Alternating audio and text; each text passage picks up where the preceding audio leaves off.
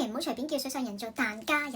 大家好，我係香港水上人後代小莉。經常咧喺網上邊咧又見到好多人會將我哋水上人啦、漁民啦稱做疍家人，但其實咧疍家人呢個説法咧係有貶義嘅喎。喺清朝嘅時候咧，甚至咧我嘅祖先咧係唔俾上岸嘅。我都有漁民嘅朋友啦、前輩啦，都非常之抗拒呢一個詞語嘅。而我咧由細到大咧，我爸媽啦、我啲親戚啦，都係稱呼自己做水上人。咁如果男嘅話就叫水佬啦，女嘅話就水妹咁樣啦。我哋永遠咧都唔會講疍家人呢一個字。當我第一次聽到疍家人呢個詞語嘅時候咧，其實係喺呢一個電視機嗰度嘅，覺得呢個詞語係非常之好奇怪咯。即係咩叫疍家好奇怪？水上人就水上人啦。咁網上面所講啦，疍家人呢一個稱呼嘅由來咧，就係有兩種説法嘅。基本上，第一種説法咧，就係呢一個民族嘅人咧，就住喺隻好似蛋殼嘅船上面啦，所以叫疍家人啦。第二種説法咧，就係話，由於佢哋係住喺水上面啦、海上面啦，咁所以咧佢哋係非常之脆弱啦，好唔安全啦，就好似雞蛋殼一樣，好容易爛啦，好脆弱咁樣。對於我嚟講咧，其實我係一開頭都唔清楚呢一個疍家人係有貶義詞嘅，